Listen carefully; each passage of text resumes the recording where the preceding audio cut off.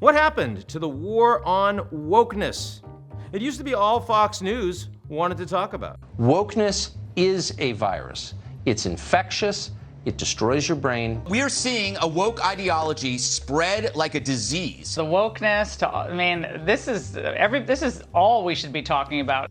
But lately, the network has been leading with stories that sound a lot more like this. The American people are getting wrecked by Joe Biden's economy, of inflation, high interest rates.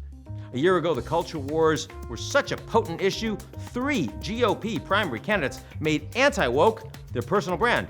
Vivek Ramaswamy wrote a book called Woke Inc. Tim Scott compared woke supremacy to white supremacy. And Ron DeSantis entered the race as the ultimate anti-woke crusader.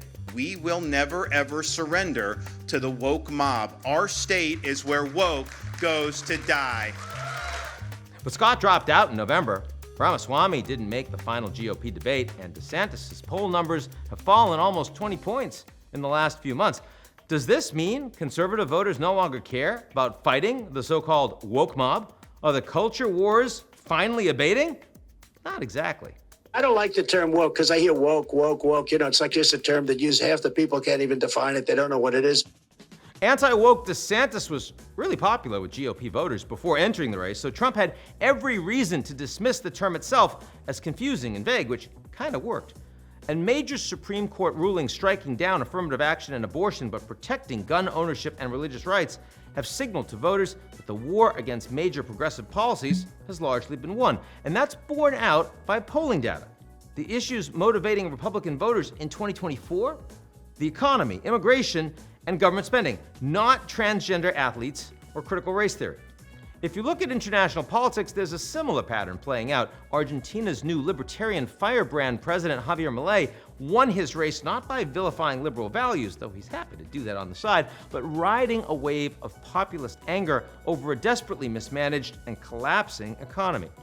But even though fighting progressive ideals has receded as a ballot box issue, doesn't mean it's not still a powerful motivating force on the right. Just look at what's been happening at U.S. colleges since the start of the Israel-Hamas war, where administrators are struggling mightily to balance free speech with campus safety.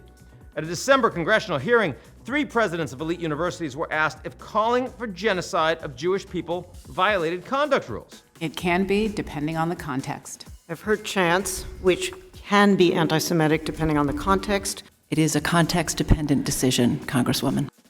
Their answers struck conservatives as tone-deaf, overly concerned with political correctness, a perfect encapsulation of the problem with liberal values. After intense public outcry and weeks of scrutiny, 2 of the 3 have resigned from their roles.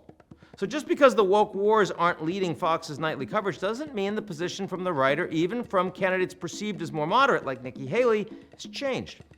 It's the conversation around these issues and how they're being framed going into the 2024 U.S. election. That's what's different. The GOP did not perform well in the midterms or off-cycle elections and need to hit Biden where he's weakest: the economy, security, immigration. The right wing may no longer identify as anti-woke, but anti-woke by any other name is still the heart of conservative politics.